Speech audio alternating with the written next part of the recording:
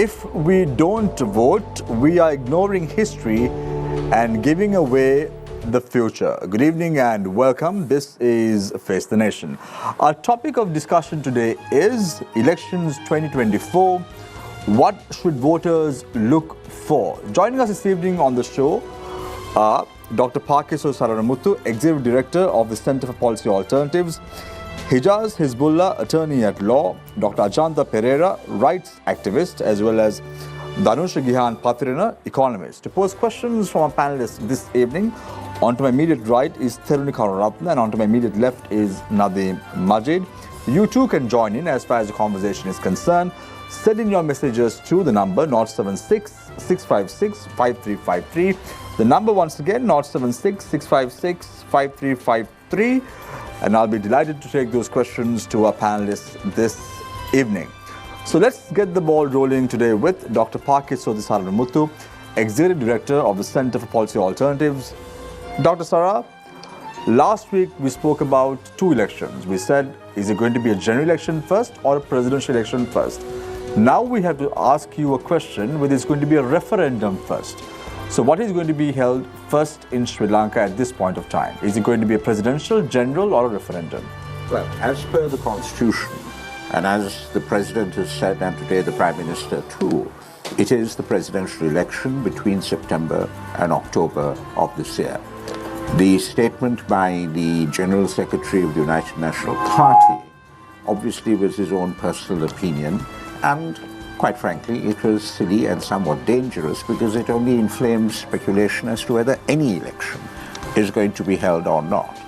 But as far as I understand, it will be a presidential election between September and October, maybe the first week of October. Dr. Sara, why is it that the UNP, which is led by President Ranil Wickremesinghe himself as the president of the country, is saying that they need an extension for another 2 years in Parliament as well as in the presidential capacity? What is the reason behind this? Well, for a start, it is not the UNP that is saying so. It is the General Secretary of the United National Party that is voicing his personal opinion. Now, the argument there is presumably they want to see the IMF program through. That's the ostensible reason that they're giving. But we all know that as far as the polls are concerned, the polls seem to favor either the SJB or the NPP. We don't know in what proportions. And so it's probably a concern that everything that has been done since July 2022, when Ranil Wickremesinghe became president, might be undone because they're talking about renegotiating the IMF agreement and all of that. So the argument, the ostensible argument, is for stability. But it is stability at the cost of our democracy. Dr. Sara, what I don't understand at this point of time is that even a statement to be made of that nature with a president who does not have a mandate of the people itself, because we saw the manner in which how the UNP got one seat at the general election that was held in 2020. And that was an appointed seat in Parliament, and a president who does not have a mandate and a general secretary from that political party making such a statement, how disastrous is it to democracy? Well, it is disastrous if it is a statement that is the official position of the United National Party and is officially endorsed by the president. And I think, therefore, President Wickremesinghe must come out again and clearly say that, I think he may have, that the Constitution will be duly respected and we will have a presidential election as scheduled. Come an election, Dr. Sara, because I know you've been a civil rights activist for many decades. Come an election, who has a clear edge of winning? The polls are suggesting that it is either the NPP or the SJB, but it's 5 months away. So I'm not an astrologer. I don't read the tea leaves, as it were. So I don't know. But for the first time, we have a three-cornered fight. What must the voters look for in a election and in their politicians now? Well, I mean, as I have said many times, our social contract is in pieces. We have a governance crisis. So what do we need? We first need a politician who is going to get up and say to the people, this is my vision for Sri Lanka. This is the framework within which I intend to move forward. So I would put a constitution, getting rid of the executive presidency, turning back to parliament, strengthening the committee systems, all of that in place as the framework. Within that, I have to look at the whole question of, look, the public service is huge, it's bloated. State-owned enterprises are making losses every day. Over 300,000 people left the country last year. We are fast becoming a remittance economy. We have to face those challenges, and you have to carry the public along with you to face those challenges. Otherwise, you're not going to get anywhere. Also, you have the whole question of reconciliation. Transitional justice has to be seriously and in a committed way pursued. Otherwise, we're not going to get anywhere as far as, we need at the end of the day the country to be whole for all the peoples that live in this country to feel that they are all equal citizens. So it's someone who can present that vision and indeed a plan of action. I mean, we have the IMF program, but the criticism against that program, or the way in which it is being implemented, is that it lacks empathy and sympathy as far as the mass of people are concerned. That has to be rectified. Dr. Sara, very quickly, you said that the vision for Sri Lanka should be presented by the candidates who are contesting, and as a result of that, the people could choose who the best fit would be for the country. Right now, we're discussing about a debate between the NPP as well as the SGB, and neither party has concretely said that they would actively engage in this debate in question. How sad is that in a country like Sri Lanka? I think it's very sad, because what is it saying? We don't want to debate you because what? We're scared. We're scared. Scared of what? We're scared of being shown up. We're scared of being shown up on both sides, perhaps. A debate about what they plan to do on the economy is absolutely essential. The country needs to know. They can't get up and talk about transparency and all of that kind of thing if they are playing hide and seek with each other with regard to a debate. It's absurd. Thank you very much, Dr. Pakiswar Saramuthu, Executive Director of the Center for Policy Alternatives. I now move my attention to Hijaz Hizbullah, attorney at law.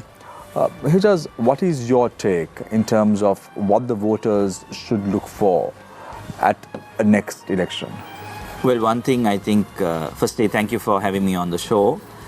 One thing, Shamir, is I think what the voters should not be looking for is a Hitler or a Messiah or one man who is going to deliver on all these promises. I think the voters need to realize that we are going to come out of this situation that we are in with good policies, crafted into good laws, administered by strong and independent institutions. And as Dr. Saranamuthu clearly indicated, those are the kind of conversations, those are the kind of items or matters that we should see in the in the manifestos that are going to be coming out at the next election. So, and again, the question of ethnic harmony. We don't talk about it now. We don't talk about it at all now. Earlier, I mean, that was a mainstay in any run-up to an election. What is your solution to the ethnic conflict and to the national question? But we don't see that happening now. But I hopefully, as if in the event there's an election, I mean, I hope there'll be an election declared very soon, that the parties will come out with those programs of action on those very important issues. Institutions, constitution, and the question of ethnic harmony. Hijaz, how important is it for the international community to let Sri Lanka have its own sovereign process in terms of an election? It's very important. And I think, I don't know, I mean, is anyone having a doubt about the international community? I mean, I'll tell you why. Right. I'll tell you why, Hijaz. We saw the manner in which how the US Ambassador to Sri Lanka, Julie Chang, engaged in discussions with officials from the Sri Lanka Election Commission, and she tweeted on X, as Sri Lanka, the US and many countries face elections this year, we exchange views on the importance of voting in free and fair elections as a pillar of democratic governance. Now, you tend to wonder, why is the international community so worried about an election in Sri Lanka? Well, as a citizen of this country, I'm happy that we have people worried about elections in this country. We already don't, we should have had the local authorities elections long time ago, which we have not had. We also had, we should have had the provincial council elections long time ago, which we have not had. So, we have a statement from the General Secretary of the United National Party saying that we should not be having an election, that we should be having it for extend the term of Parliament and the President by 2 years. And these are not new things also. We have had this happening in the past. So certainly, and we've seen how disastrous those postponement and extensions have been as to the country in terms of democracy. They've always led to violence and a lot of violent insurgencies.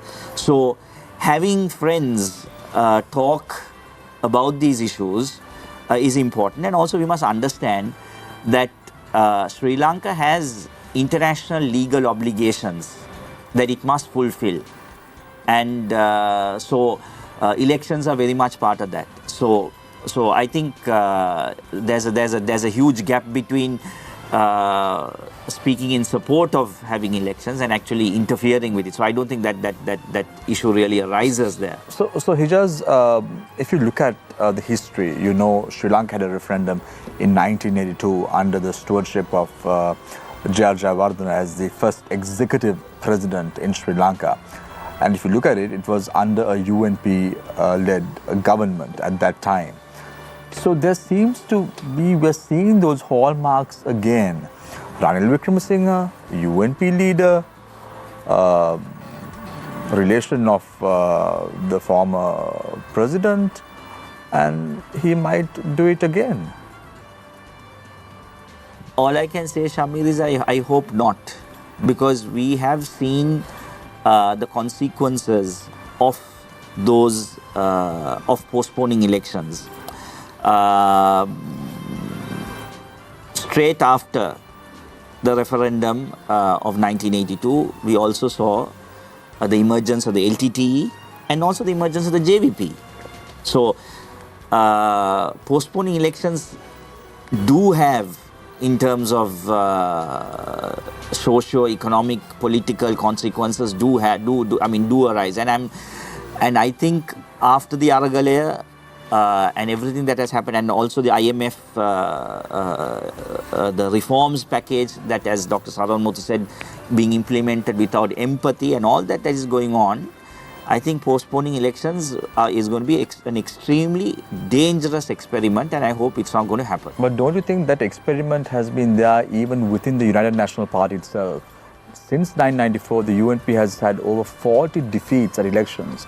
But Ranil Wickremesinghe has been holding on to the leadership position for many, many decades there. So don't you see any underhand work being done right now?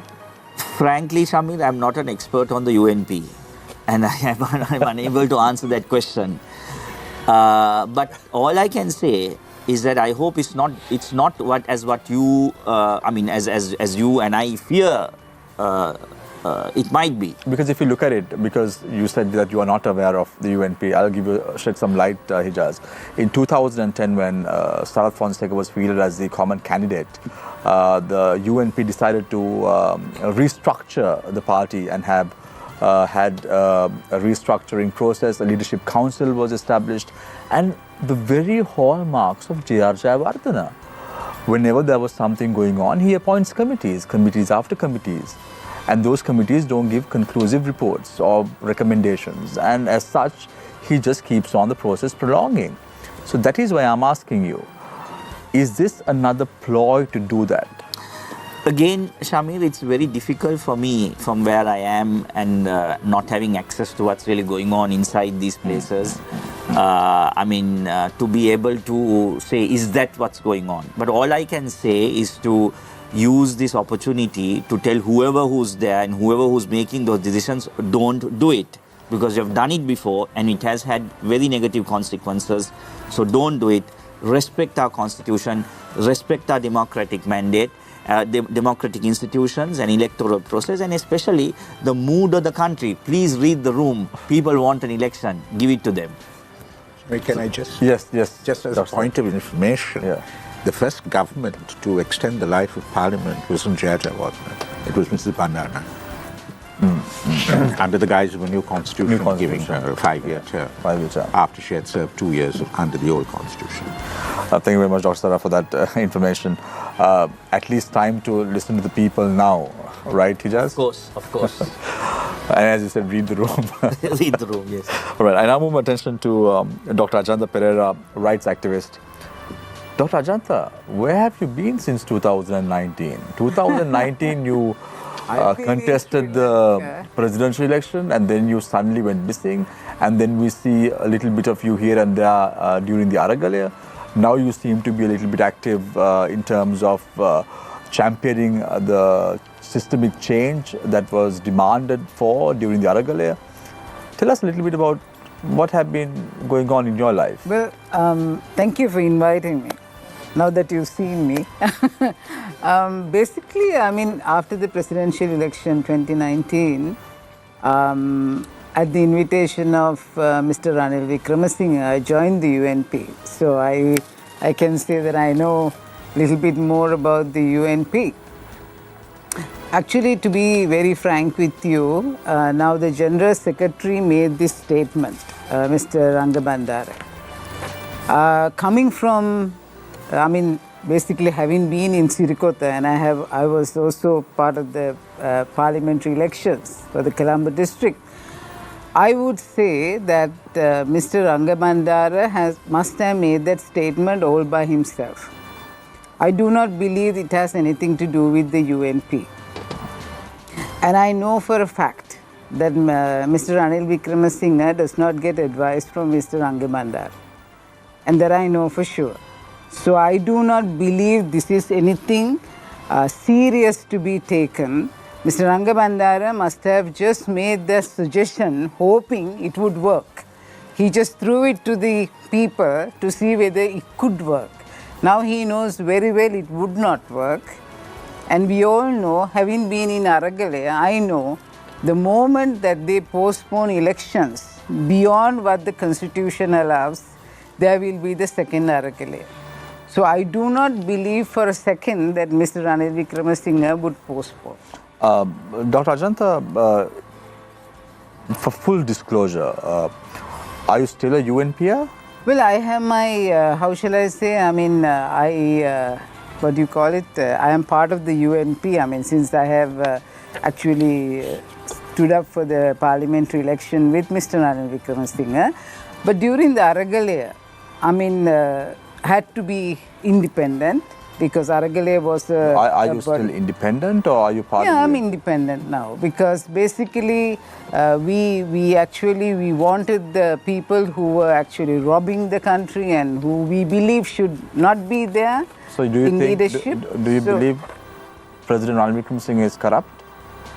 Well, it's not President Ranil Wickremesinghe who's corrupt that I believe in. It's more that he's connected now, he's married to them. I mean, we never expected a marriage to take place. And after the Aragalaya, a marriage happened that the UNPS also did not expect. So that is the problem that we have. Most of the, I mean, people like us, the UNPS, we were really disappointed. But what else do you expect when President Ranil Wickremesinghe single-handedly is elected as president of the country 2 years ago? Following the resignation of Gotabaya Rajapaksa, inevitably there should be a marriage because he has to have the political power to maneuver in parliament as well, Dr. Ajanta. So well, we were not even saying. I mean, at that time we were, those who were in Aragalaya, we did not expect, I mean, we believed that there will be an election immediately thereafter. Yeah, so, Dr. Ajanta, very quickly, you said that there might be a second Aragalaya, but whatever we are seeing right now, we see, Well, it's we see basically- people meeting up, very small numbers. Do the people have the time, the energy to waste on something like this anymore? Because No, it's like this. Basically, during the Aragalaya, there was a huge change that was happening. That was because the people wanted a change. People said no to corruption. People said no to bribery. And we wanted a cleaner country. And that's why we wanted Gotabaya Rajapaksa, Mahinda Rajapaksa and the rest to go. So when Mr. Ranil Wickremesinghe now came and he you want him sat to go there- also? Sorry? now you want him to go also. Well, he was never, I mean, he was only in the parliament. He was only a member of the parliament. He was never holding a high position. So basically, why I say the second Aragalaya is because the desire of the people of this country right now is to see some change happening. What we could not achieve immediately after the Aragalaya, now we want to see a change happening through the elections, and that's the best way to go about. And people are waiting to vote. Nobody says whom they will vote for, but they are waiting to vote. And this desire is there in the people's hearts. So the moment somebody blocks it, especially because the constitution says that we need to have the elections and everybody is getting ready for it, the money is allocated for it, everything is in place. Right. And all of a sudden, if it does not happen, I believe the people will come on the roadside. They will come to the road because they want to change. Right. And so eventually the government will have no other Thank you very option much. but to have an election. Thank you very much, Dr. Ajanta Pereira, rights activist. I now move my attention towards Dhanusha Gihan Patirana, economist. Dhanusha, in your eyes, the people have wanted a systemic change for a long time. And one of the aspects that they're looking for is in terms of who can revive the country's economy, because the country's economy itself is in a very dire situation. Who do you think would be the best fit, given the economic policies that have been spoken about thus far for the country? Is it Ranil Wickremesinghe? Is it Anurakumar Dissanayake? Or is it going to be Sajith Premadasa?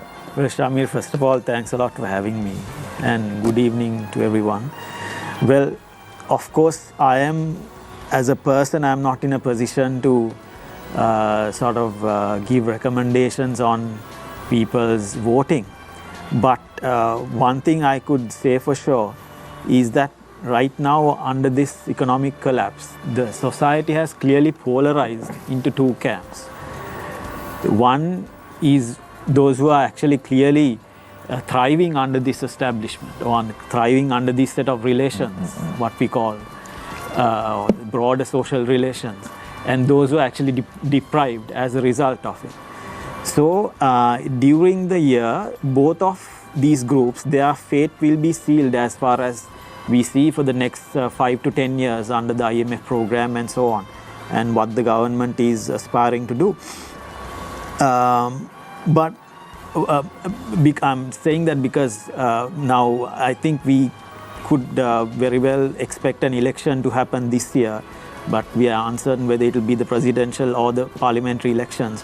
But I think what the people should look into is that whatever the party they are looking at, whose interests is this particular political representatives are representing, whether it is the intentions or the interests of the establishment, those who are thriving under it, or those who are actually depriving under it. So obviously the political parties try to keep a balance between the two pole opposites, and certain parties would turn towards the establishment and vice versa. But so I think the decision should be made by the public to assess which party is most likely to represent their own interests. But the problem at hand in terms of the public is how to understand their own interests, because right now with this so-called economic the entire spectrum of issues which the people are facing, it's not something quite easy to actually understand what is going on. So now we have, for instance, the foreign debt negotiations which are going on and what is happening over there, which will seal our fate for the next 10 to 15 years. And there is an IMF program that is going on. And so now in this table now it was discussed that okay, IMF lacks sympathy and so on, but what we see which is going on, there is a deliberate attempt to represent the interest of the foreign creditors and also to safeguard the interest of the domestic elite, so that the cost of the crisis is being mostly put under the is being borne by the general public, or let me, if I revert back to what I said earlier, onto the people who are actually depriving under these So Dhanush, just to get some clarity in the first round in terms of our subject tonight, just to understand, now the people are saying that for what Sri Lanka was 2 years ago, long queues, electricity disruptions for nearly 13-14 hours, now things seems to be much better. But all this, is it a farce or is it just a bubble that is about to burst?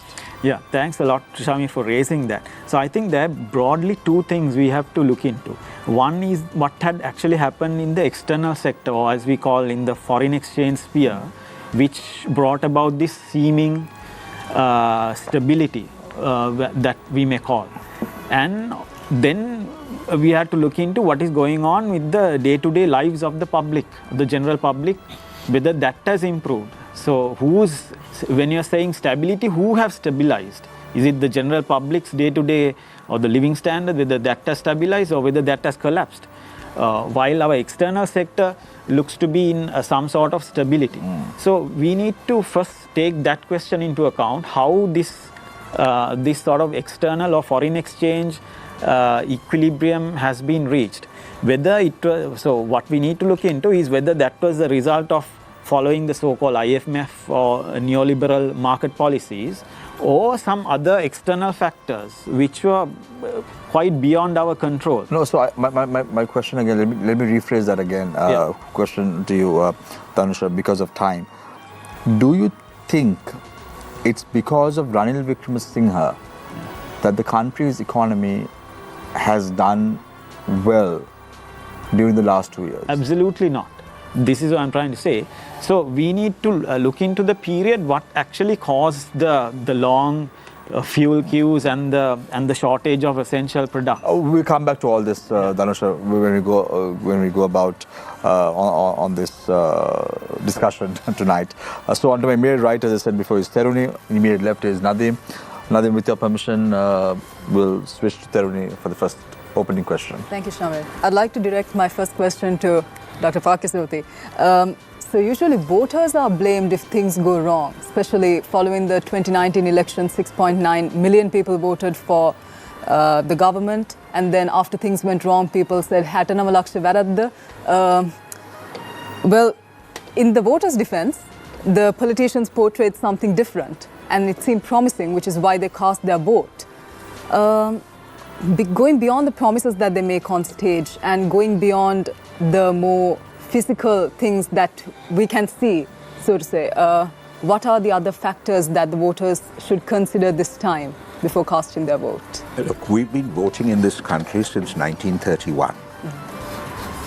So people can't say that they haven't had the experience of politicians making promises and not delivering. And the politicians come from us. They don't fall from the skies or come up from under the stone. They're us. So, that old cliched phrase, hackneyed phrase, we get the government we deserve because we elect it, we choose it. Now, hopefully, because of the Aragalia and because we've hit a certain rock bottom, people will open their eyes and ask fundamental questions. Do we have the right constitution? Do we make the minorities in this country feel as equal citizens? Do we have a culture of entitlement when it comes to the economy, where you have free education, free health, and all of that, and then get a job in the public service and do sweet nothing? 1.5 million people in the public service. Is that sustainable? Where is growth going to come from? You know, how many people in our country go to university in terms of the numbers who actually do the A-levels? We need vocational training. We have an army that is larger than some of the most powerful countries in the world. We have to demilitarize. But we can't just do that by, overnight. We have to come up with a plan in how that is going to be done. So what I'm saying at the end of the day is that I'm urging voters to sit down and think of themselves and the country, for their children, where would they want the country to be, say in 5 to 10 years' time, all right, or 2048 as the Centurion Party or whatever talks about, and the president also talks about 2048. What kind of country do we want? And what are we willing to sacrifice in order to get there? Because there has to be sacrifice. You can't get into a crisis of this nature and still expect to be mollycoddled out of it. There are going to be losers, quite frankly.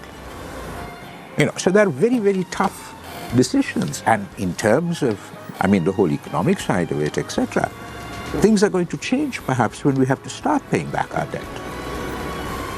I don't think the level of normalcy that we are talking about, etc., is probably going to take 10 to 15 to 20 years.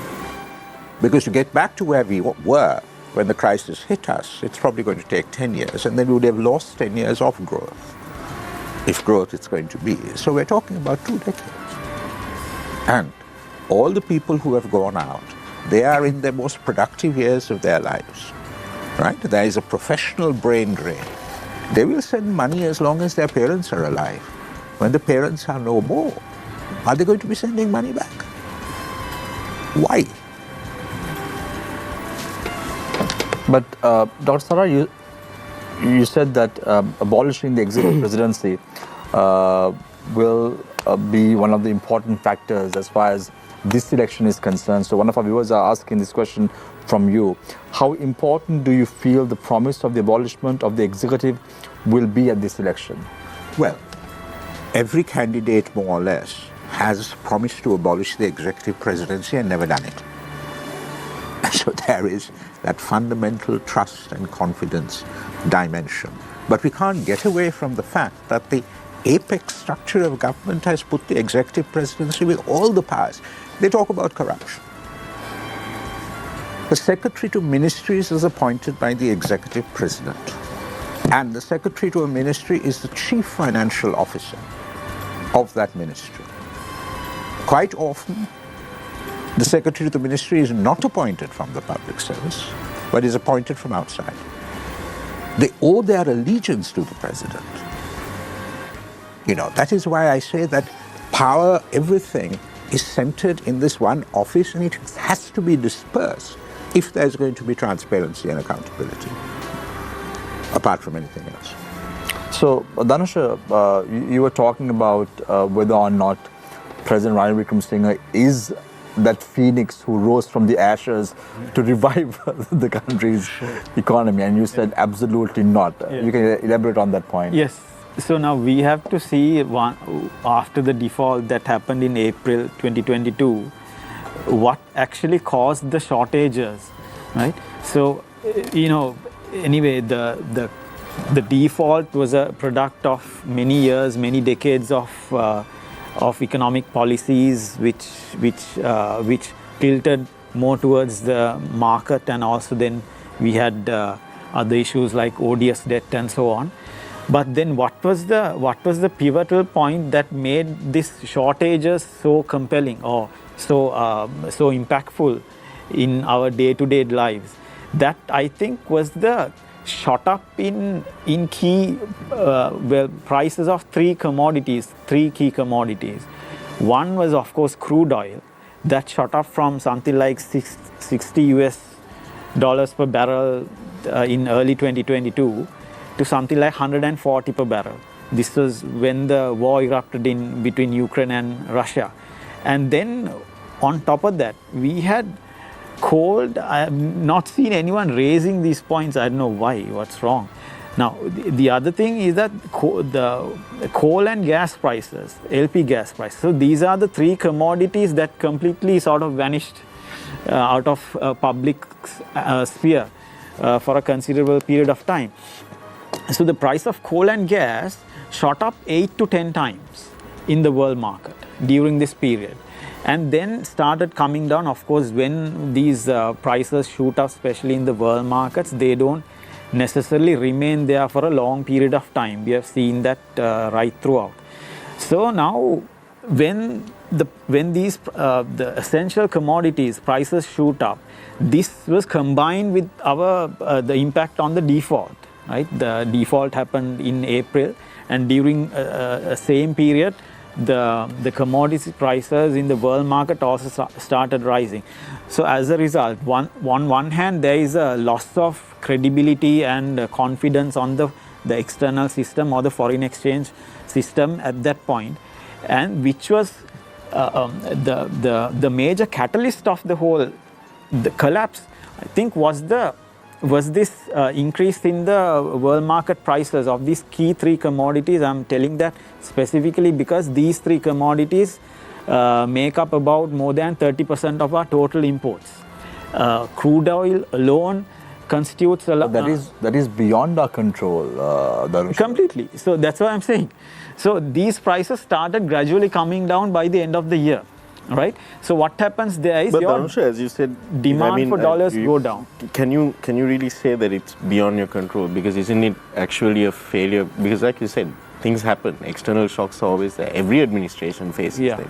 Yeah. You have to plan for it. You have to be prudent with how you manage your finances, so on and so forth. Right. Yeah. So to say that, oh, it's out of our control and that's why we failed, that's like a cop-out. No, what I'm trying to say here is that when our default happened, obviously the responsibility lies with the establishment, with those who profited from it. We can get back to that later. What I'm trying to say here is that how that came back to a sort of a balance in the external sector was that these prices started coming down sharply.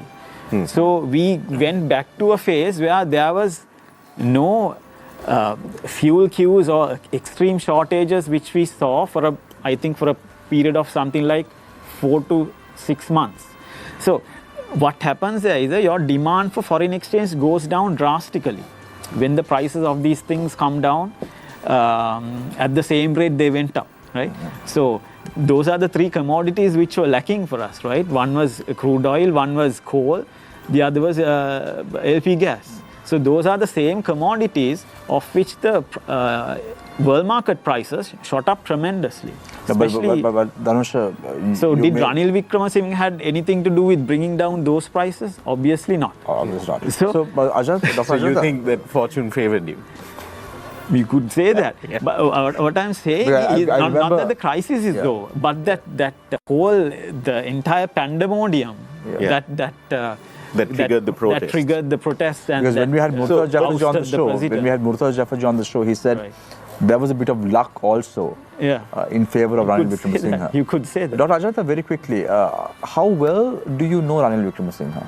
Oh, I mean, during the time that I was in the UNP, he was our leader.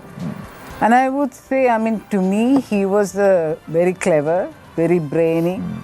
And I would say at that time we considered him to be someone who can really fix the economy. Yeah, so are you trying to tell me that the General Secretary of the United National Party at the party headquarters press conference said about a referendum and requesting for a 2-year extension without the knowledge of Ranil Wickremesinghe? Yeah, that can happen, because the reason is even when I was with the Sirikota, very often we have been invited to hold press conferences there. On a particular day, they would say, Ajanta, this is your turn.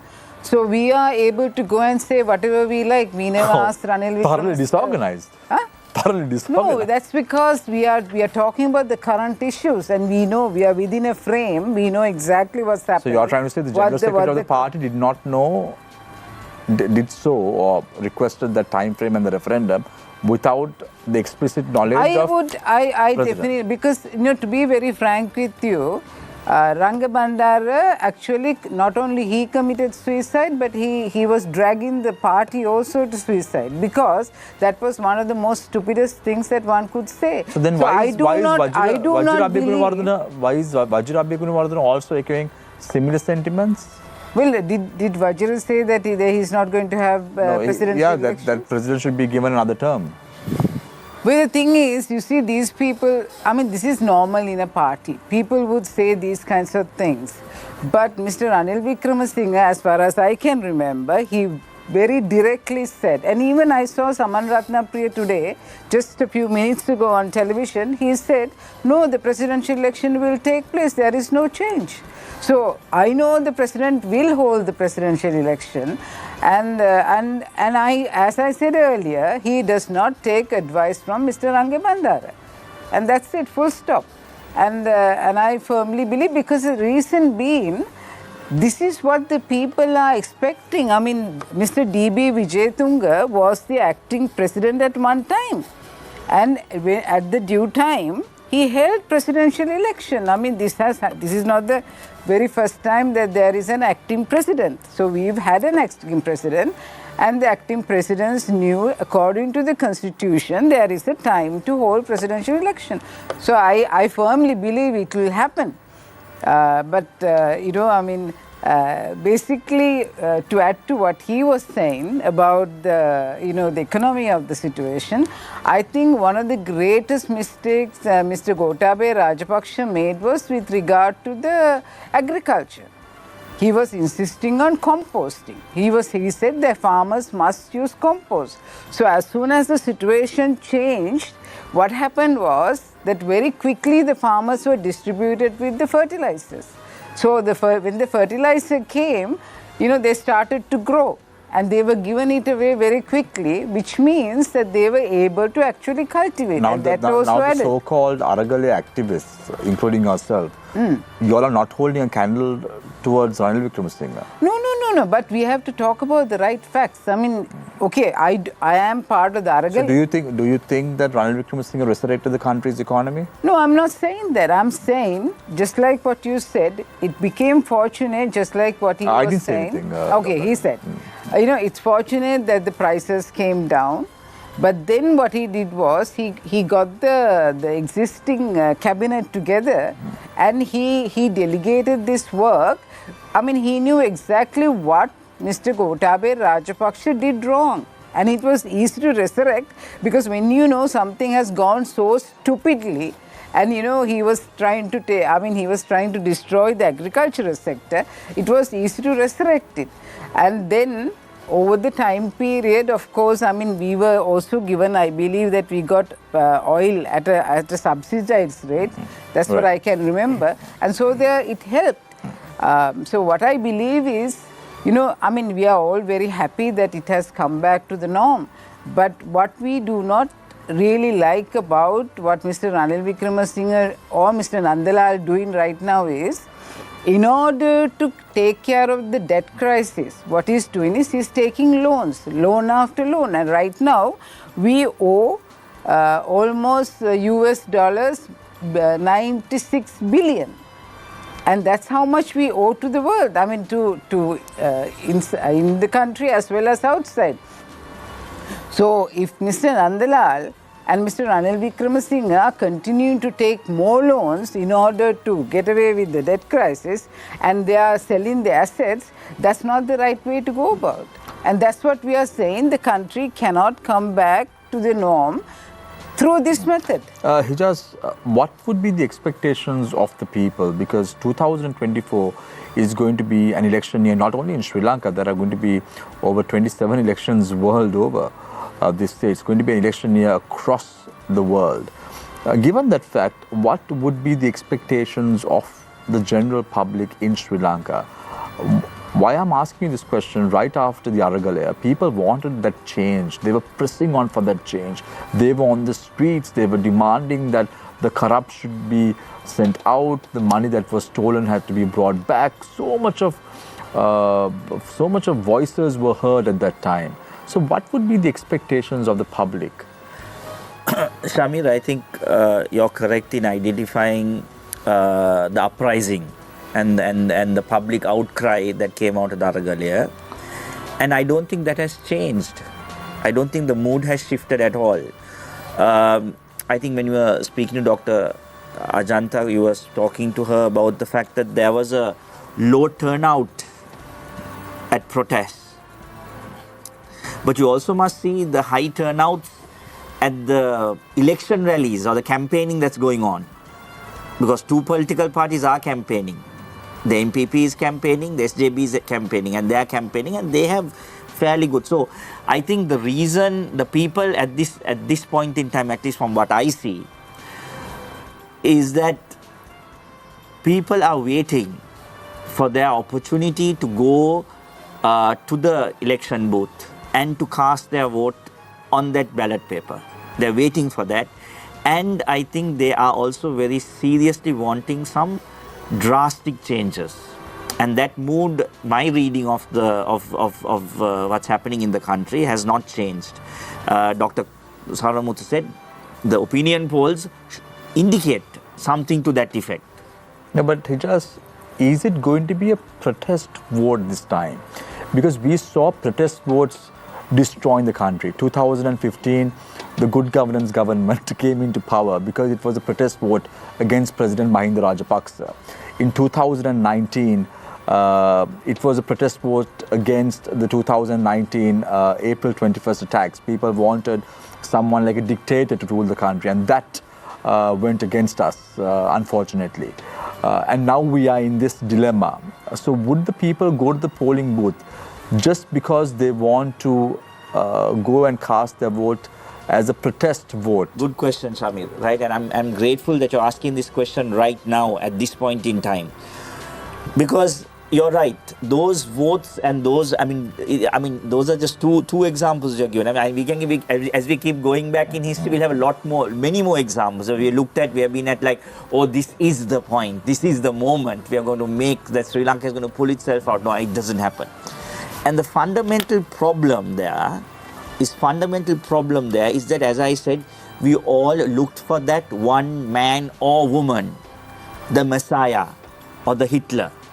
And we thought that these are the people who are going to deliver, that this particular individual is going to deliver us. But that's not how it happens. That's not how it happens. Whilst we've spoken about all these things, a fundamental question that has been there in every presidential elections after the promulgation, or after the enactment of the 1978 Constitution, has been about executive presidency. We have wanted to get rid of this executive presidency at every election thereafter, but we didn't. Is the executive presidency a concern for the ordinary voter? Of course. Maybe for academia, lawyers, journalists, activists, urban populace.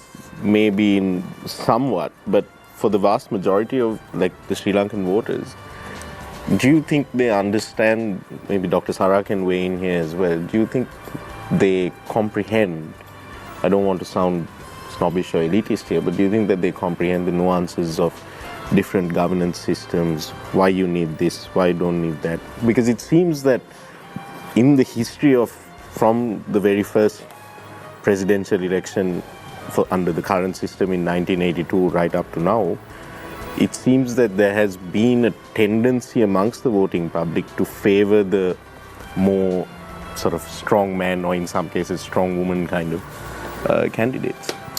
Well, on that, Except for when it's not a protest. Yeah, no. What I want to say is that I think the people, understand this very well. People understand this very well, and at least they understand it now, particularly after the experience with Gotabaya Rajapaksa. Right. So I think people understand it quite well. The politicians understand it as well. The politicians know that the people know. So if the politicians didn't know that the people know, they're not going to be offering it at in their manifestos, right? The problem is that every executive president who has come to power, to my personal knowledge, since 1994, has promised abolishment. but didn't deliver. Didn't deliver. We don't have strong institutions in our country to hold them accountable to that, and that's the problem. That's the problem. About the common man not knowing, as I said, I disagree on that point, and I think they know. The common man is fully aware.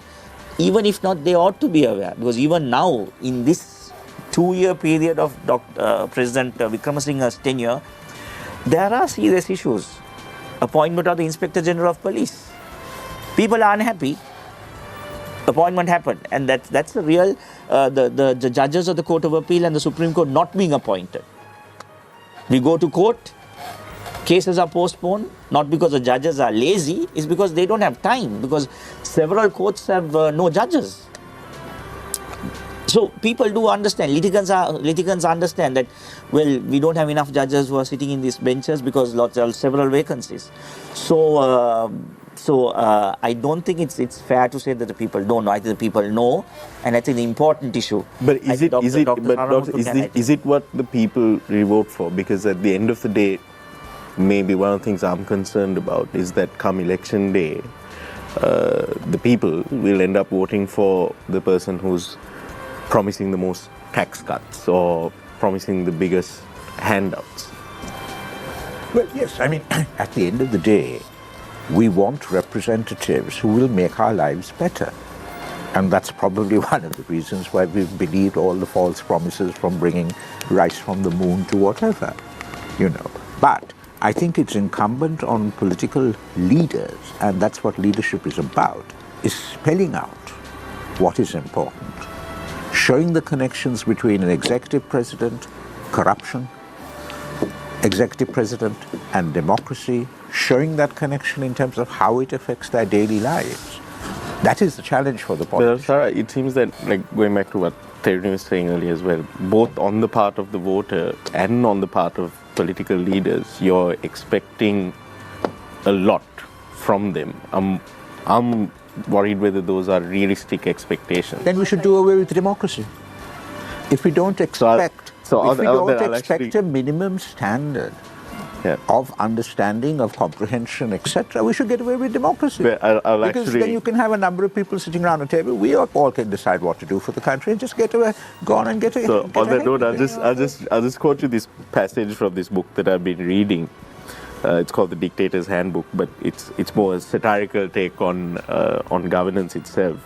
It's like, when democratic politicians lament mortgaging our children's future, they're really regretting that it was not them who came up with the popular policy that voters actually want. Sure, voters might feel guilty about the latest $1 trillion program, but see if they actually vote to reject it. With parents like that, what children needs enemies?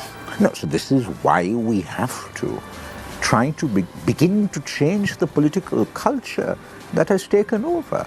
Because, I mean, you know, the whole idea of representative democracy, the famous letter by Burke to his constituents from Bristol, he says, you have elected me, but once I get to that parliament, I'm a member of the Parliament of Britain.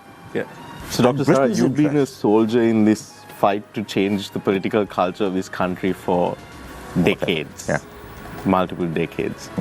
Do you think that this upcoming election cycle, the presidential and then pretty obvious general that will follow, I don't think we'll have to wait till 2025 August to have a general election, that this will be a watershed moment where the work that you've done, that you're going to see, maybe not all of it, but some level of fruition?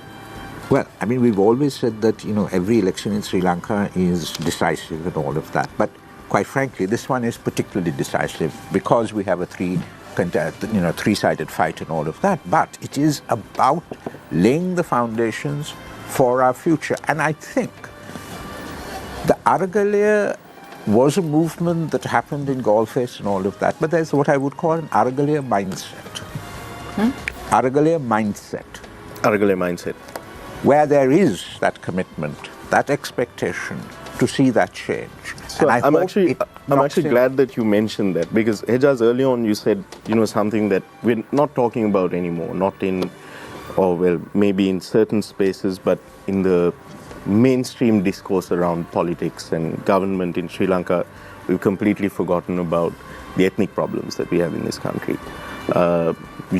The problems that you yourself were a victim of, I was just double checking on that article that we were discussing. I think close to 2,000 people were arrested in the aftermath of it. Majority have been let go, but still doomed for life, as you were saying earlier. That's one aspect of it. Then we have the national issue, where you said no one's really providing a solution for it. And I don't see any incentive for the parties to really provide a solution for it, because I don't think that Argalaya mindset has really carried. I feel that on that I must kind of agree with Danusha, because once the queues stopped and once everyone had maybe not full bellies, but some semi-full bellies, all of these issues were forgotten. And we can see that, for example, with the recent incidents that transpired in the North and East with remembrance events. I mean, in 2022, Muliwaika Kanji was being served at the Aragalaya itself. Now, women are being dragged off by the police for trying to commemorate their missing, their dead.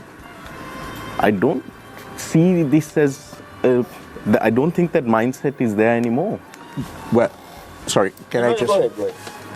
What if, at this presidential election, there is a Tamil candidate, a woman, from a family of victims, who is put up as a symbolic candidate to remind people of reconciliation, transitional justice, and all of that, as the Tamil candidate? What But if... that has also been blocked. This is why I wanted to say it, is that they have, the president has increased the deposit for the presidential election from 50,000 rupees, which was in 2019, to now 3.1 million and 2.6 Well, million. if they're really serious about it, I don't think money will He's a deter. symbolic candidate. No, but I I just don't want to think hear money will deter that. Dr. Sara's So thoughts if there. there is someone who is put up as the symbolic candidate to put back all of these things smack bang on That's the agenda, fantastic, yeah. and will organized political parties, Tamil political parties, be able to ask people to vote against it? No, but Dr. Sara, in Sri Lanka, predominantly, it has always been a two-party battle at a presidential election. Yes. It has never been a three-party battle. Yes. It has been either the SLFP or the Yes. UNP, That's or why it has this- been the this common is candidate difficult. or the SLP, so on and so forth. So given that fact, all this what you're saying right now is just a mere dream. It's not going to happen. Well, I don't know whether it's No, going but to happen or not, but I'm telling you how we symbolic could... candidate. Yeah, you- symbol. but it just, like, I mean, I'm not an astrologer. I can't tell you what's going to happen. There is something that we're missing out here also. And that is that, now we talk about Aragalaya mindset and all that. At every election, it has either been an it has always been a two-horse race, and the two horses have always either had the SLFP support or the UNP support. But here with the three-cornered battle that we're seeing now, we also see the Anurukumar Dissanayake coming out as a force. Now, where is his popularity based on? So that's why I asked you. working people, Sorry? working people, working classes. That's Is that the only thing? No, I think it has gone. I mean, so that's the issue.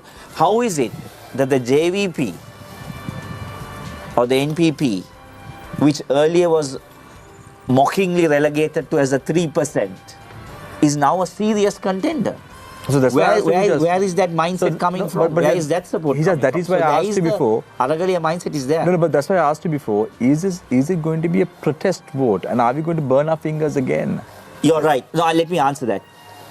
It certainly looks a protest vote, but that is why I started off by saying, do not make it only that. Do not make it only that. People need to understand. That's why I'm thankful the for general- that question. Yeah, but he just the general. Can I finish my yes, answer? yes. So that is why I'm thankful that you asked me that question, because I want to make this opportunity to talk to the people and say, do not make it only about that. Make it also about institutions, Yeah. good laws, good policies, a good program. Let's talk about and understand what we are voting about. It's the next 20 years. So let's make it that. Yeah, so Hijaz, Can I just- Dr. Rajendra, I'll come back to you in a minute. Just give me a second. Hijaz, so if you look at the NPP now, the NPP is broadly is the JVP. If you look at the JVP past, the first terrorism insurrection in Sri Lanka was the JVP in 1971. And then the 89 insurrection, so on and so forth. All this has happened. So given the past of the JVP and the leader itself is coming from that sort of a background, how important is it for the people to understand what is going on in politics, the dynamics? How must people go to the polling booth this time around? What must they keep in mind? Well, again, Samir, your question is not. I'm not entirely clear about. No. So the NPP is broadly the JVP. So if you look at the members who are representing the party, it's the people who we see talking in the NPP are Vijay Herat, Bimal Ratnayaka, Andrew Kumar Dissanayaka, Sunil Handunnetti, Lal Kanta, Harini Amarsurya, who's from the NPP, Chaturanga from the NPP, and Harshana. That's about it. And 5 of them are from the JVP. And they bear that hallmarks of a very bad past and history. Should the voters be worried about it? Should the voters be worried about it? Well, that's for the voters. That's for the voters. But again, and that's what I'm saying at this point. It's not. It's. We need to go beyond. And I think what we really need to be looking at is, as I began my my interventions here, is that we need to understand what we are voting at and what we are voting for. And that is that it's not going to be these people and those individuals. It's that we need to vote for something bigger. So, Dr. Sara, given what Hijaz is saying, is it going to be a hung parliament that we are going to look at if there is a general election in the country? Well, as it stands, it looks like we're going to have a presidential election first. And whoever wins that presidential election will be expected to win a general election. You know, in the past, no one predicted 1956. No one predicted a 2/3 majority in 1970, and certainly not a 5-6 majority in 77. So if there is a huge wave, I don't think anything can stop it. You know, but the sort of safe conventional wisdom is that whoever wins the presidency, there still will be a hung parliament because no single party will get that 130. And at one level, that's not such a bad thing because you need consensus. You need parties to get together. Huh? And compromise. And compromise. Dr. Rajendra, you wanted to say I something? wanted to say something. I think even around the table, I'm a bit disappointed because all what you're thinking is you're thinking of the 3 main parties. You're thinking of UNP, you're still thinking about JVP and SJB. Okay, now they have come from UNP as well and they sell FP, right? Why are we... The Aragale was all about making a change. All the people who are contesting right now, they've been in the parliament for donkey's years. What have they done? Andrew Kumar has been in the parliament for at least 15 years. Sajid, same maybe. Dr. Rajendra, who No, was what I'm suggesting- trying to who say was is this. suggesting? What I'm Yeah, who trying are to these say is we Yeah, who need was to suggesting? bring new people Yeah, on who? board. There are plenty of people who want to come on, but then in order to stop them, what they have done is to increase the deposit. Now a person, look, I firmly believe if you are believing in democracy, we should allow anyone to come in. And the moment you say it's going to be 2.6 million or 3.1 million, the small parties cannot produce a candidate. Because what I believe is if this country, we know if we have the best doctors in the country, we will have a good health system. We know if we have the best lawyers in the country who are honest and have integrity, we will have a good judicial system. Why can't we also allow more candidates to come in? I mean, there are plenty of people who are good and Dr. they are Sara, not only in you want Sri to add Lanka something? but also No, abroad. You know, if the Why argument... are we sticking to the same parties? Why are If we the not? argument is that the finances are a deterrent, if the argument is that the finances to come into parliament or to contest the presidency, say for example, are a deterrent, why don't you crowdsource? If there is the Aragal, No, I believe, what? I firmly. Why don't you try? Why don't you try? You're stuck in the same old ways. If you say, look, we have here an honest, capable person who ought to be now the president. let's say the person, now you had a brilliant idea. I also agree with you. Why is it that it's always a singular Buddhist who has to stand up? Or a singular person who has to stand up? I mean, there are other ethnicities who are also, now we were talking about issues that are occurring in the country. They all can stand up. But in order for more people to come in, you need to facilitate that process. You can't put blocks and say you somehow make your way in there. That's not democracy. But I think Dr. Ajanta, just to an alternative perspective to what you're talking about is that when it was, let's say, cheap to maybe to not run a full campaign, but just to like get your name on the ballot, we see shenanigans like putting forward proxy/false candidates under false why banners. Why can't they do that? This is a no, I mean democratic they're country. doing that. Anybody like we should saw be that able at the to stand up 2015 for election. presidency. We saw that even at the 2019 election. There are no serious contenders, and I think there is merit. Don't you think to what Dr. Sara is saying is that if you're a serious contender, maybe not. We've introduced campaign finance laws also now in Sri Lanka. Maybe not the best laws, but they are there. There are limitations on how much you can spend at an election campaign. So shouldn't that also then translate to you need to show some ability at fundraising in order to be a serious contender? So let's say there are certain people who are managing to fundraise and come, okay? Then we look at the laws that are governing the election process. Last year, some of the candidates were spending luxuriously. They were able to let's take the case of Mr. Gotabaya Rajapaksa. No, he never.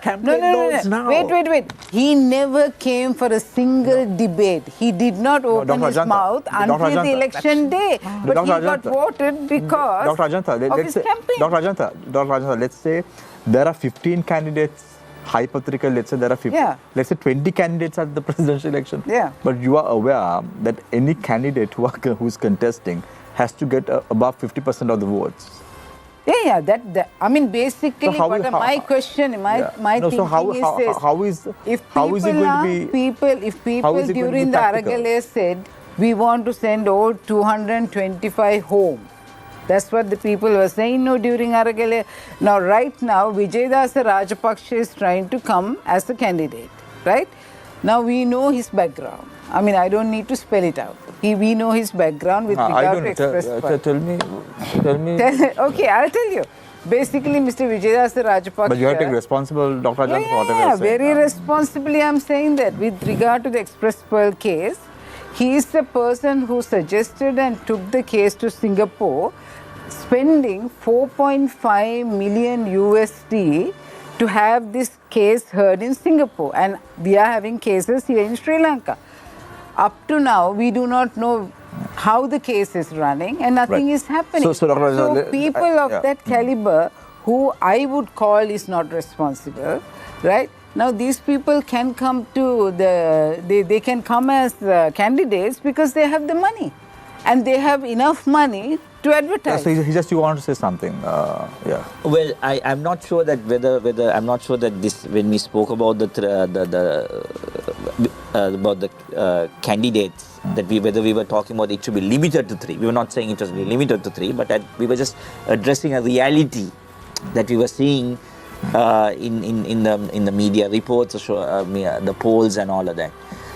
But again, addressing the, I think I just want to push in what I want to my key message here is that again let's as voters, what should the voters be looking at? Again, my thing is they need to look beyond that individual and start looking at what is he offering you and how effective that package is that's being offered. And that's the key thing that we need to keep focusing on. So Dhanusha, I have a question from one of our viewers. Do you think the IMF deal will be renegotiated if a new government comes to power? Will this reduce the burden on the downtrodden masses? I think both parties that are most likely to come into power have sort of alluded to that possibility that they are going to go for a renegotiation. But the problem with both approaches is that nobody has actually come out and said, look, this is where we need to renegotiate the terms with the IMF, this is where the problematic clauses are or the problematic agreements are, and this is where the public are suffering under it and where few others are being benefited. I can go on giving you examples. But Dhanusha, technically, let's just park this IMF notion for a side, but if we agree to a debt restructuring deal with our ISB holders or our foreign debt holders, bond holders, that cannot change just because the government changes, can it? Yeah, that, of course, I mean, a sovereign government has the mandate to declare whatever that was agreed by a former government null and void. I think that capability is there for any sovereign government. Now, if you take the case of Argentina back in 2001, what happened there was that the sovereign government declared, this is what we are going to give you, and that was not negotiated by an IMF package. And Argentina had a brilliant period for about 5 to 6 years. Of course, they could not rectify their issues when it comes to corruption and so on, which the same issues which we see as a common denominator in the underdeveloped world. This is also we have inherited that from the colonial rule. It is not something that is that is something made or put in our genes. That is also part of the so going into different. But what I want to say is that yes, it should be renegotiated either with the IMF or either without it or with some. The IMF deal, we've already heard from individuals in the caliber of Dr. Harsha De Silva saying that if they come into power, they will renegotiate the terms with the IMF. But I'm talking about the debt restructuring with the foreign bondholders. Once you agree, because we also heard Dr. Harsha De Silva saying that 7% was the haircut that the government had agreed upon, whereas from the people in Sri Lanka, the domestic loans, they've requested for a larger portion to be cut out as the haircut, the principal haircut from the funds, EPF funds. So my question to you is, can that be negotiated?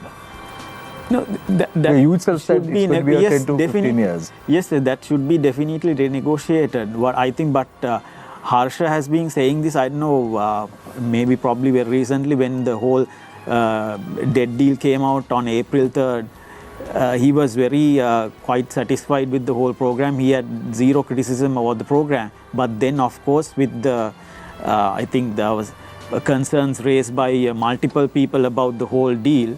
And then I think they have to take it up because the public was being drawn into these other ideas.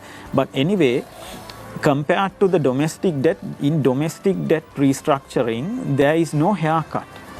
There is a reduction in the interest rates paid to the EPF, completely targeting the EPF. Now, I think it was said that somebody has to be losers.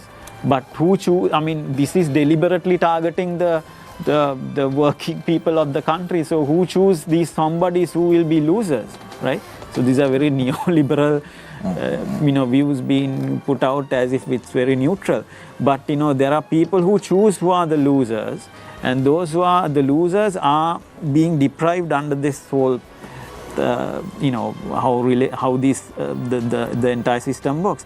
But yes, it has to be renegotiated, and renegotiated by taking examples where it has actually, at least for a short period of time, it has benefited these countries. You can take the examples from Greece and Argentina, so in Greece, IMF was involved. They got a massive haircut of over 50% of the GDP. It was one of the highest, and over 100 billion euros in foreign debt was slashed off. And they didn't have a... In Greece's case, being a part of the Eurozone, there is an argument to be made that the rest of the Eurozone was incentivized to prop them up as well.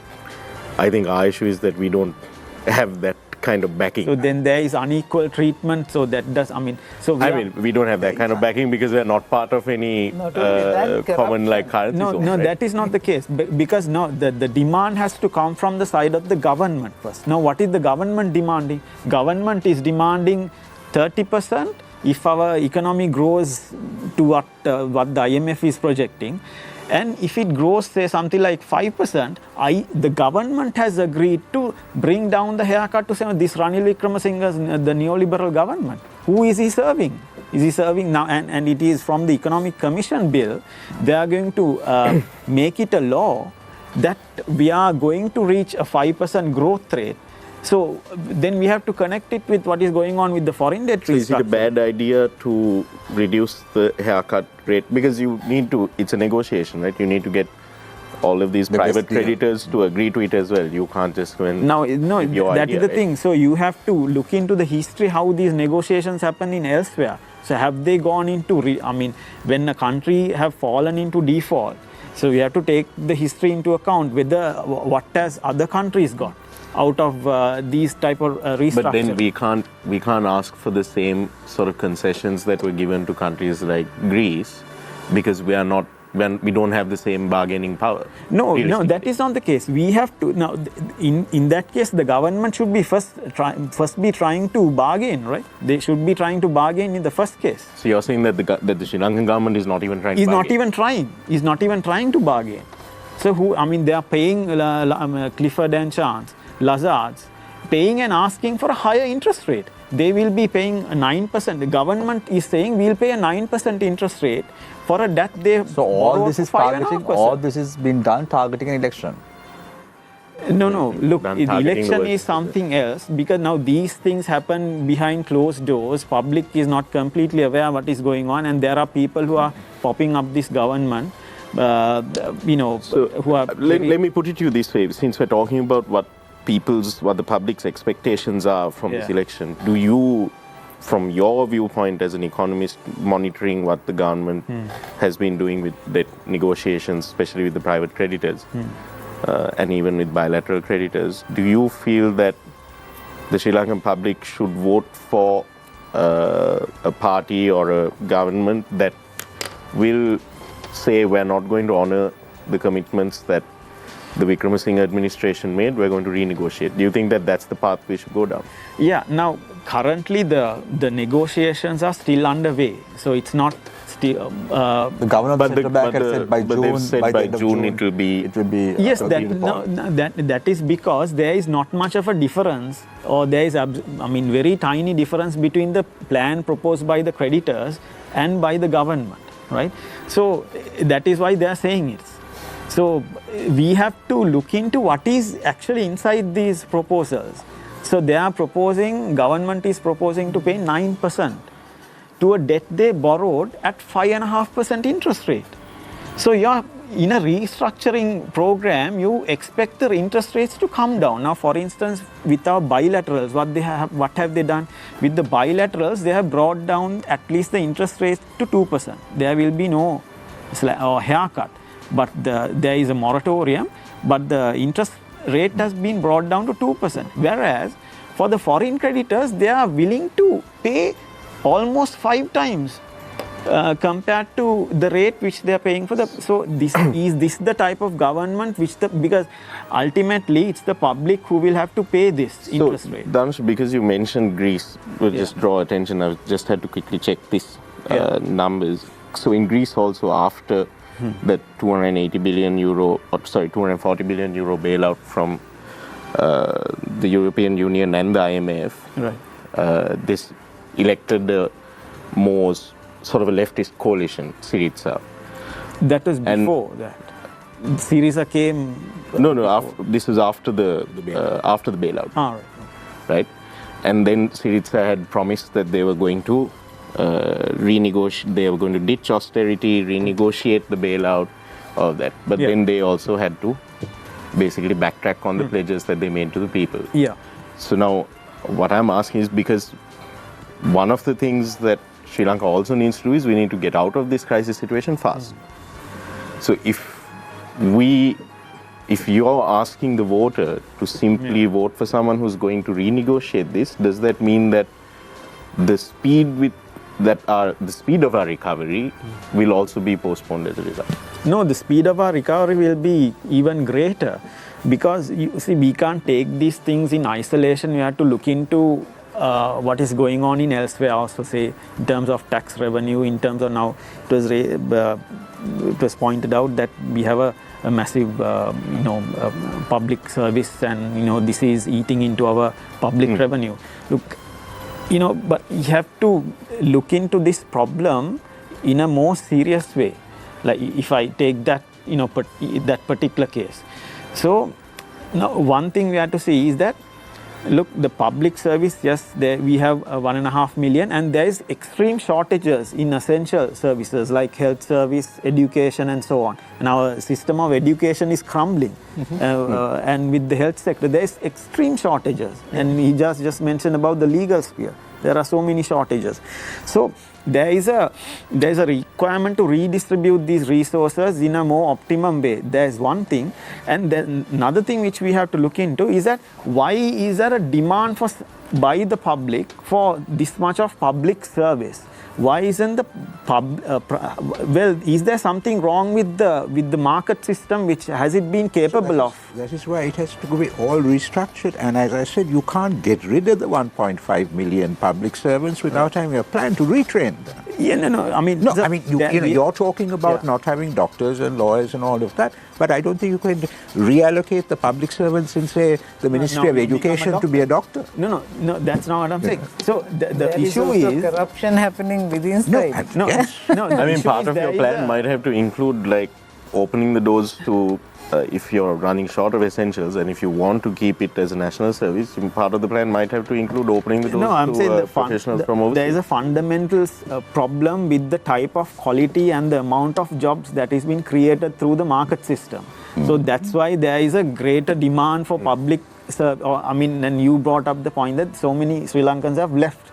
So why is that? If there are good quality employment here in the private sector generated through the market process, would they be seeking employment? Now, half of the people who leave the country go in search of jobs as housemaids, and most of them are like unskilled, precarious jobs. So, Bahijas, I have a question for you. As long as the preferential voting system exists, there is no way to stop the corrupt and aged politicians coming back. How do you stop that? Shouldn't we have a rule that a minister can hold only one term in parliament unless they have shown exceptional KPIs? These are difficult questions, and we have been talking about these electoral reforms for a very long time. But on the question of politicians and candidates, I think one thing that the voters must demand is better candidates. And that's something, at every election, people go and vote for the candidate who is offered by the party. Candidates with criminal records, candidates with very little experience to the positions that they are holding, a very successful entrepreneur who has a lot of money and now feels that, well, I think I need to get into parliament now. I was also very happy to see on Twitter discussion about whether the national list has served its purpose. So, I think saying that the minister should be there in parliament only one term unless exceptional KPIs. Yeah, well, of course, with these things, the question of monitoring, evaluation, all that, there are a lot of challenges in that. But at least at a bare minimum, the voters need to demand from their party that they put forward good candidates. Candidates without criminal backgrounds, candidates with some education, candidates who are open about their assets and income. At least something like that. So that, that's not a thing that people ask at elections. Now, if you take the US presidential elections, there's before the election, there is this primaries where the party members vote as to who is going to be our candidate. So the selection of the candidate is also democratic. There's an internal party democracy that gets you a candidate. So that we don't have all that here. So I think we need to have that, and I think if we have better candidates, then I think maybe some of those issues can be changed. That's what I said. And I on the would- we are going by the and on same the old candidates, and So you must if we get more accept people to join political parties and yeah, ensure and then intra-party this is democracy. it. And this mean, is who why I is say it responsible should be, for it this should be an at the end of the open day? thing where people are allowed to come in and there are very good People have to open it. And then also another question that you asked about, like, you know, if you know that someone is corrupt, I mean, even if they put forward that candidate, reject them. But for them to reject someone, there should be an alternative. And that's why we there is need no to... alternative. This is what There is we no need to alternative. create. You go to one We ballot need to paper, it has the create. same, and the next ballot paper has the same thing. Yeah, But so, I mean, Dr. Ajanta, you also have to like what I just was saying as well is that look, the guys who end up with the highest preferential votes, sometimes in the Yeah, same but- district you'll have the guy but in the that's- party who has the cleaner image will end up last on the list, while the person who has been may spending be a money. convicted for murderer that ends up on top of the reason, list. This is the reason. So I think that's where we Terry need was to also talking stop about the kind of responsibility of the corruption voters. that is happening right now. People are being promised 20 kilos of rice, right? People are being offered jobs. There are new Grama Niladaris being appointed. New people recruited for the government sector, even knowing that even those that are there are not working. No, but so these Dr. things, Ajanta, yeah. I get back to the point that Dr. Sara was trying to make. So what must we do? We must open... What's the plan? What's the plan? Okay, so the plan is easy. The plan is that we need to encourage people from Sri Lanka as well as who are living abroad, who are not dual citizens, for them to come in for elections. You know, because So there why are... haven't we succeeded in doing that if it's so easy? Because we are not talking about it. And people like you, people like us, we need to be always... I mean, I personally encourage anyone to come forward who can afford the deposit, come forward, put forward that you like to stand up for presidency or parliamentary or whatever, and stand there. Because what I feel is if He just, why are you smiling? if people have options, No, I want to know, why are you smiling? if people have options, they will vote for the right person. I think we disproved that, right? I want a response from Hijaz. Yeah. Well, it's an interesting idea. That's what I'm very I mean, we Are you have endorsing it fantastic... endorsing it? Okay, I'm thinking about it. You said if people have options, they'll vote for the right candidate. But I just pointed out that when given options, our voters have repeatedly picked That is some in very the colourful past. candidates. You know what happened with Mr. No, nothing. Gotabaya The Rajapaksa? point One of the is this. best things that happened can I- was, you know, one of the best things that happened with Gotabaya Rajapaksa was that people were deceived and people learnt a very good lesson in the most difficult way. I'm And no I doctor, call me a firmly cynic, believe but I think at people went least a hungry for a good couple of months and 30% forgot all learned about that it. lesson. And they created the option of the Argare. Yeah. So they can do it again. Sorry, They can do it again. What Exactly. you were saying. So we have a question from one of our viewers, Dr. Ajanta. You say professional candidates for presidency. Give us a list. A list of candidates who could come forward, you mean? Who should come forward? There are plenty of people. I mean, I don't want to name people right now, but there are plenty of people, not only in Sri Lanka, but abroad. Look at the US citizens. I mean, they're not the people who are living in US, who are actually businessmen. I mean, when they made a list of the most, how shall I say, the successful businessmen in the US, who are foreigners, actually Sri Lanka came fourth in the list.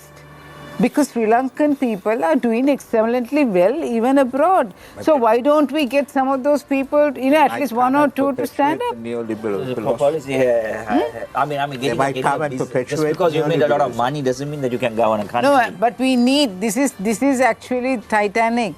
We are sinking. We need someone who can rescue it, right? Dr. Ajanta, And who's capable. Last week we had some civil rights activists. So what they were saying was, we need to have someone who knows politics as well. Just business alone won't help the country. Someone who has a vision to run the country. Do you agree Don't with you that? think a businessman has a vision? For his company. Yeah, not are the businessmen vision running for their profit. business without a vision? He wants Yeah, They vision have a for- vision. No, but For profit. Vision for profit. Yeah, no. Not what? necessarily, not necessarily. Someone probably who has you're a talking about vision, an NGO. who's not going to give up and who knows exactly how to steer it with a group. You see, up to now, what we have seen is we have people who have been elected as the president, and then they have a whole heap of hopeless people as their cabinet. I mean, look at the cabinet that we have even now. Some are sleeping in the parliament. I mean, they're falling asleep. The moment they eat a little bit extra, they're falling asleep in the parliament. I mean, they're not doing anything. Tarun, So you have why any are we? questions? Why we need a good team, person with a good team. Tarun, you can. To Hijaz, you said a while ago that we should not make this election a protest vote. We should rather focus on bringing good laws in, good policies in. But in the recent past, we saw the online safety bill, which is now an act, and also the anti-terrorism bill being put forth. And the online safety bill was not received well by the public. What are the changes that we should expect to the lawmaking system in the country? Well, one thing that I'd like to see in the lawmaking system in this country is that if you look at the online safety bill and even in the anti-terrorism, the two examples that you brought forward, how much of public consultation occurred? Exactly. How much of public consultation occurred? How many people saw those drafts? So, if you take the comparison of the UK experience with their social media law, I think it took several years, but there are multiple and multiple discussions at multiple levels. But the online safety bill came out, I think maybe about a month before it was presented in Parliament, and so there was very little discussion as to what this bill was all about, and it was so defective that on the day we went to court challenging it, proceedings was to start at 12 in the afternoon. And from 12 in the afternoon till around 2:30, for 2.5 hours, the additional Solicitor General was making amendments. So many amendments. And finally, the Supreme Court came up with, I think, almost 70% of the bill. I'm not sure I'm not sure I got the numbers right, but anyway, more than 50% of the bill subject to amendments. Right. Yeah. So what kind of law is that? Same thing for the ATA. It just kept coming, going, and then we had a 5-judge bench in the Supreme Court hearing submissions for 1 week. And then what happened to the bill? So clearly there is a problem in the lawmaking process. And one thing, of course, we can start off with better, wider public consultations. That's one thing that I'll strongly suggest. Right. So I want to pick the brain of the four of you in terms of your final remarks. What is the way forward for Sri Lanka? So I want to start off with Dhanush. Yeah, I think, Shamir, first of all, we need to look into ways of renegotiating this foreign debt restructure that is right now ongoing. Right? It is no way that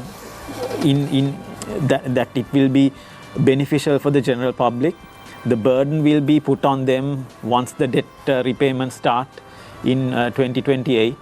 And this Economic Commission bill is particularly supporting the conditions that are laid down in the foreign debt negotiation, especially this 95% debt ratio that they have been talking about. Right? So how did this come about, this 95% which the IMF put forward? Which country in the world has become sustainable in debt by having a 95% debt to GDP ratio, right? This is hilarious, these ratios proposed by these international institutions. Of course, so now that is the root cause why the government is only asking for a 30% cut.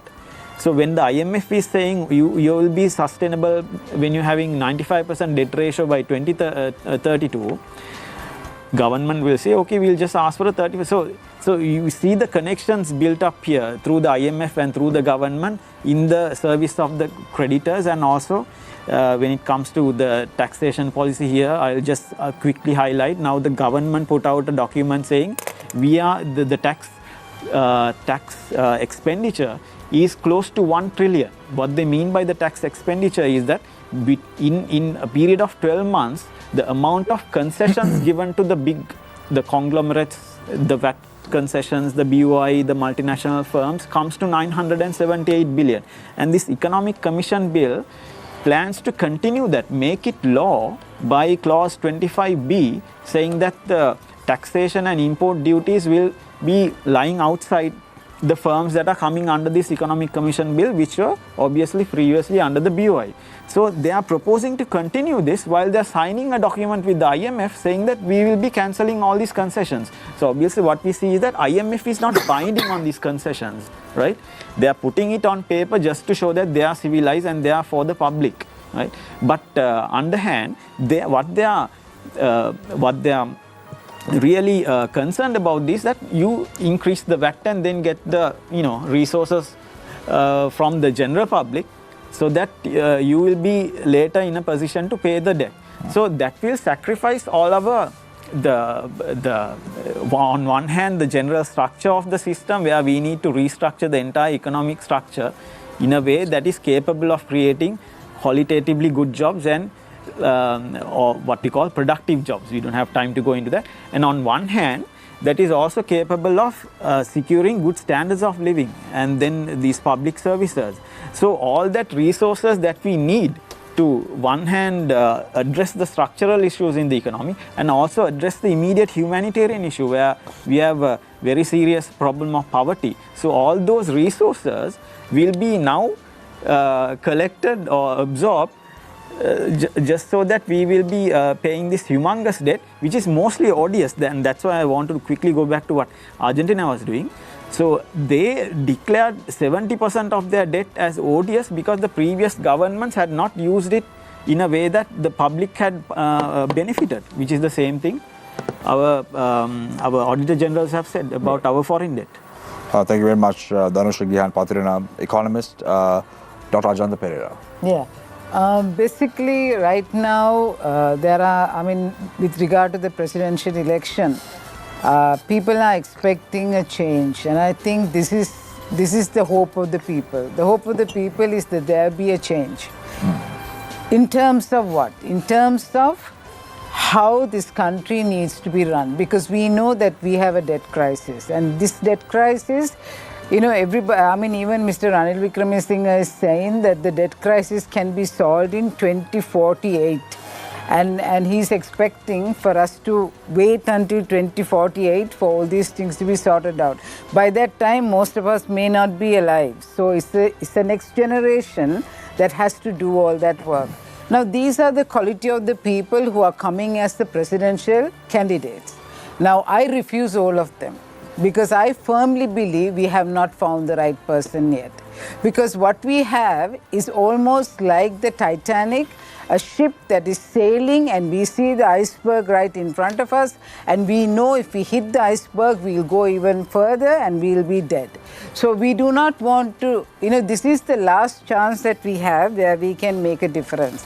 And I think this is why it's so important.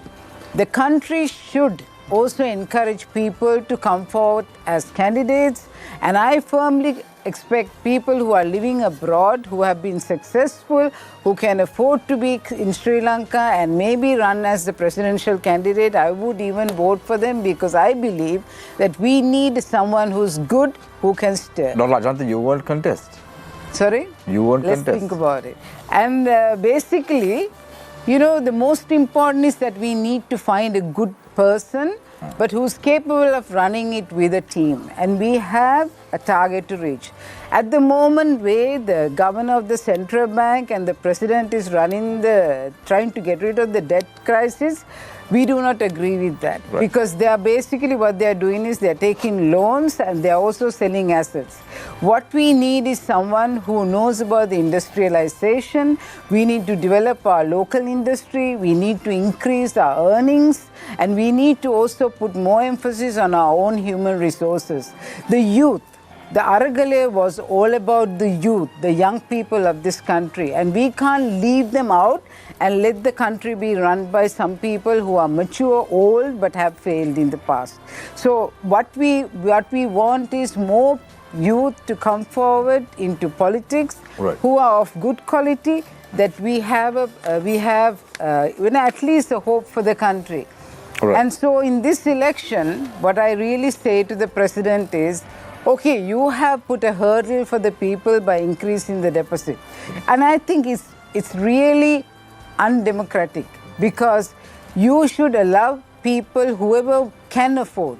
The deposit should be something that can be afforded by anyone, and therefore I firmly believe that this big amount should be removed, and therefore more people can stand up for the presidential election. And I agree with him. But what about a Tamil person? What about a Muslim person? What about a Malay? What about someone else, who belongs to this country, who wants to serve the country and who can take it forward? Thank you very much, Dr. So let's Ajanta. hope and pray that someone good will come forward. Dr. Ajanta Pereira, rights activist. Dr. Ajanta, you said that we are in the Titanic, we are seeing the iceberg. I think we've already hit the iceberg. Well, we've hit the iceberg, we haven't sunk yet, but I firmly believe that with a good captain, we can rescue it. Right. Hijaz Hizbullah. I don't know. I don't know whether it's whether we hit the iceberg or whether the kaputas have hit the plane. Right. Either way. So Shami, thank you again for inviting me. I really enjoyed the discussion today. We are not going to vote tomorrow morning, nor in a week's time, and so we have some time. And I think the voters should use this time gap rather than the communication being one way, political parties talking to the voters. I think it's time that the voters start talking to political parties and telling them what we want and what we expect. Better candidates, better proposals, and a solution and a plan to get us out of the situation that we are in. And that, I think, is what we should be using this time for. And at least now that we are talking about elections, my message is that let's use this time to talk, for voters to talk to political parties and telling them what we expect from you when the election is declared. When you come and set out your manifestos, this is the kind of thing that we'd like to see. So I think that's the message that we need to start giving right now. What is the message that you have for politicians who make irresponsible statements? Well, I think shut up. Shut up and sit down. Shut up and sit down. That's the message. Dr. Sara. Well, first and foremost, the thing I would want to say to all voters is please vote. And please don't vote out of fear and desperation alone. Think about what you want for the country and vote accordingly. And that means that those of us who have civil society organizations or movements or whatever it is, we need to come up with a minimum agenda of reform to present to the political parties and hopefully get them to adopt. That agenda for reform should also probably have a plan of action, because everyone can criticize, but we must have a constructive proposal in terms of what to do. And I think that's very, very important that we put it out there now, because political parties presumably are coming up with manifestos and all of that. We try to get some of it at least into those manifestos. And as I said, vision for the country, plan of action, 100-day program. That the new president and the new government commits themselves to doing X, Y, and Z in 100 days. And that can Dr. Sara, not like the 2,500 days, no? No, certainly not. But that is why if they do not do that, we have to get back onto the streets. Because what we have shown is that it is only getting out onto the streets that can make any bit of difference. 225 go to parliament, they join a club, irrespective of whatever political parties they come from. So we have to make that change peacefully. And that was the other thing that the Aragala did up to a point. So as Ranjan Ramanayaka says, that is absolutely true. That's true, though. And not just in this country, everywhere. Dr. Sara, very quickly, because we are talking about a debate, how important is it for the presidential candidates to have a debate and outline their agendas to the public? I think it is very, very important that they do that. And it's in a television studio with an invited audience and with 3 or 4 journalists and experts to ask them questions, not where they're given an opportunity to grandstand. Very focused, where they are put on the spot with regard to what their policies are. Thank you very much, Dr. Pakiswati Saranamuthu, Executive Director of the Center for Policy Alternatives, Hijaz Hizbullah, Attorney at Law, Dr. Janta Pereira, a rights activist, Dhanush Gihan Patirana, economist. Thank you very much, Thiruni, and thank you very much, Nadine, for joining us this evening on Face the Nation as usual. I leave you tonight with a quote, as I always do.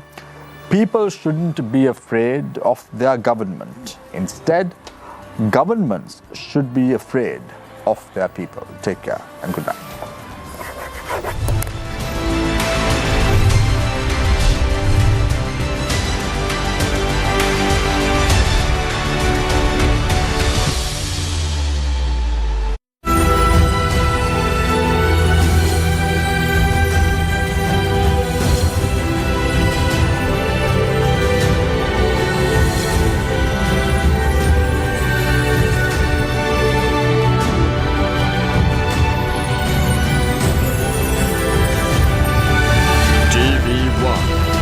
TV for life.